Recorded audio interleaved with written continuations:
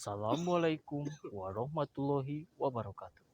Sampurasun, pamiarsa, lima warta no parantos dugi kameja ujang Bandung TV seja kasanggakeun dina pidangan warta ku basa Sunda.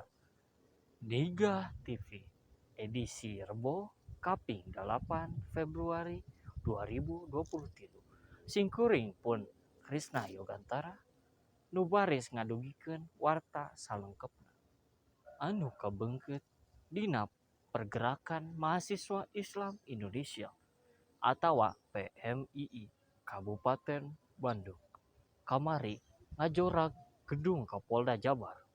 Dina unjuk rasana eta mahasiswa teh kungsi parearea omong jeung polisi. Eta anu daremo teh ngagegekan buruan Polda Jabar. Dina orasina anu arunjuk rasa ngadodongsok sangkan Polda bisa sagancangna ngarengsekeun kasus korupsi bantuan sosial atau bansos Kabupaten Bandung. Lantaran dina eroganana dana APBD Kabupaten Bandung tahun 2005 nepikeun 2006 nu nitih 3 miliar teh geus dikorupsi. Eta unjuk rasa kungsi dieureunkeun ku polisi lantaran eta mahasiswa teh arasup kaburuan gedung Polda Jabar. Basa para mahasiswa rek nuluykeun deui orasina, pihak polisi langsung ngareureukeun eta unjuk rasa. Polisi boga angkeuhan nyen eta unjuk rasa teh dilakonan di lingkungan kerja tur ngaganggu karyawan nu digarawe.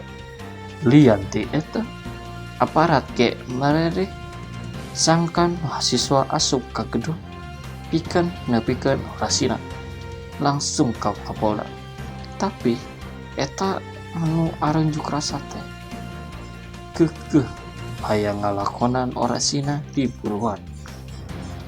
Angkeukeuh hayang ngalakonan orasina di buruan, antuk nama eta polisi teh langsung nyokot mikrofon nu dipake ku mahasiswa. Nya ti dinya antara nu arunjuk rasa jeung polisi teh jadi sahang salih herengan. Polisi ge ngancam saumpama nu arunjuk rasa teu daek asup nepungan Kapolda, unjuk rasa harus dibubarkan.